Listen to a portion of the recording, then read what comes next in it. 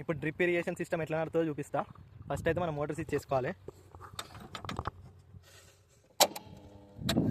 Motor switch అయితే వేసిన. ఇక్కడైతే మా బోర్ ఉంది. సో మోటార్ స్విచ్ చేసినాక ఈ బోర్ నుంచి ఈ పైపులు అన్ని కనెక్షన్ ఇచ్చినాం కదా, దీంట్లోకి వాటర్ వస్తాయి. తర్వాత ఇగో డ్రిప్ ఇరిగేషన్ సిస్టమ్ ఏమో ఇట్లా కనెక్ట్ చేసినాం. ఆ పైపుల నుంచి మళ్ళీ చిన్న పైపులు ఇట్లా, ఈ చిన్న పైపు నుంచి మళ్ళీ ఈ పైపు, దీని నుంచి దీనికి. ఇప్పుడు చెట్టుకి ఇట్లా వాటర్ పోతాయి అక్కడ ఇక్కడ. సో ఈ చెట్టు మందం మాత్రమే వాటర్ వస్తాయి. అట్లా మనం వాటర్ సేవ్ చేసుకోవచ్చు.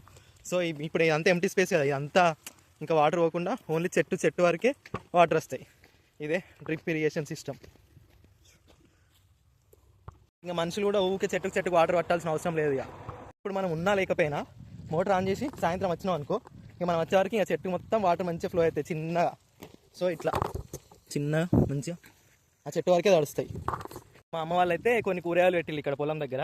కానీ ఏమైందంటే ఫస్ట్ చూడు, ఇంక వచ్చేసి పాలకూర, ఇంకా అట్లనే కొన్ని వంకాయ చెట్లు చిన్న కొన్ని బెండకాయలు అట్లా పెడితే ఇంక ఇప్పుడు మొత్తం పొలాలు కోసిళ్ళు కదా.